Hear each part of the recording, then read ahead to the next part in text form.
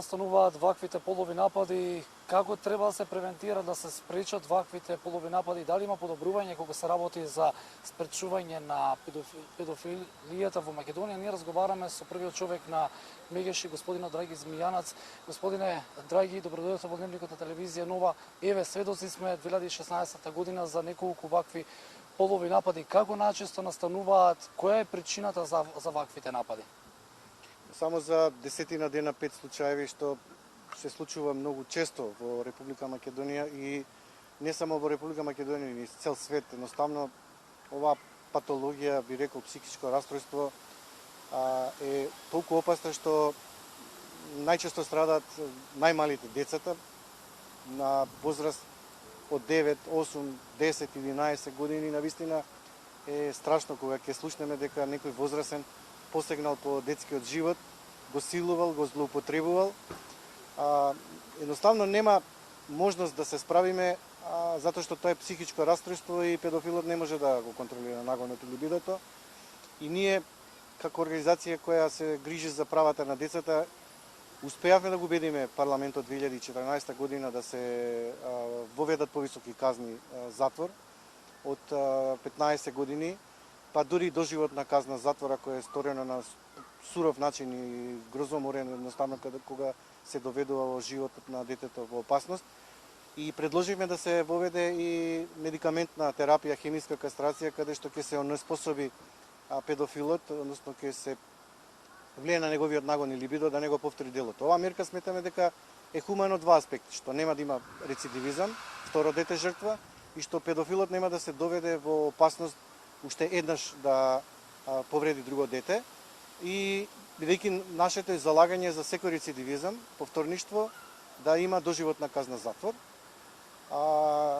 или чешкиот модел замена доживотна казна затвор со физичка кастрација, целосно онеспособување. Имаше голема дебата околу ова прашање, дали е хумана или не е хумана, но ние тргнавме од аспект до сега ниту еден психијатар, невропсихијатар, психолог, педагог не убедува дека додека е педофилот во затвор има сигурен третман со него. И сите светски показатели покажуваат дека доколку не се почне на време со медикаментна терапија, на потиснување на нагонот и либидото и да биде задолжителна по неговото излегување од затвор, едноставно повторништвото, рецидивизмот ќе се повторува и ќе има второ дете жртва. За да не се случи тоа, мислам дека судиите веќе треба да досудуваат вакви казни, за да можат педофилите навистина да го стават својот нагон и либидо под контрола.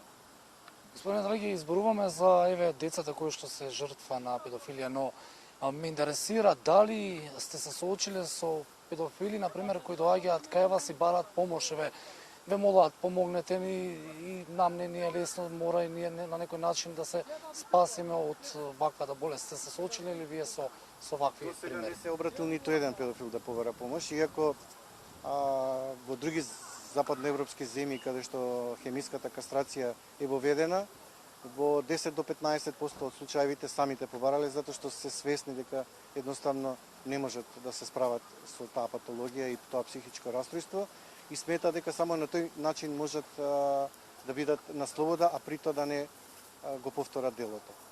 Она што сакам да кажам дека покрај овие мерки на санкција, ние се залагаме исто така за носење на електронски нараквици, каде што ќе може полицијата да ги следи педофилите, кај се движат и на време да ги острани, особено таму кај што децата другаруваат, учат и се во група, спортски клубови, да не набројувам.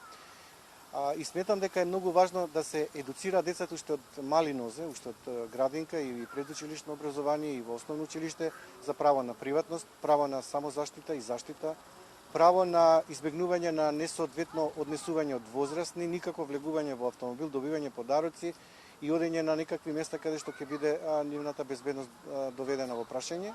Исто така би апелирал до сите родители, особено кои имаат мали деца, да ја го покринат прагот на мобилност и будност.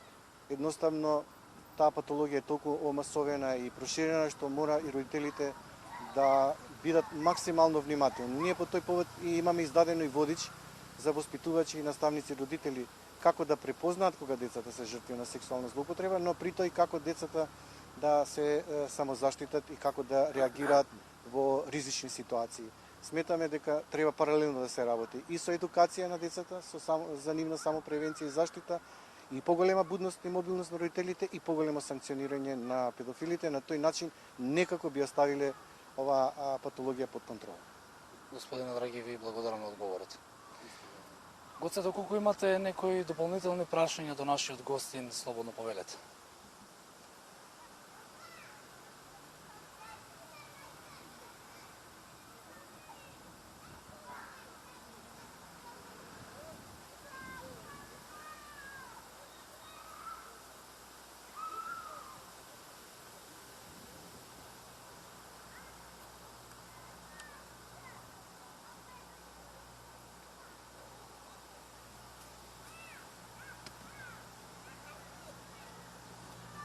Така, господине Драги, уште едно прашање, дали има законски пречки за законот еве кој што предлогот за хемиска кастрација во Македонија да се поведе? Собранието го изгласа.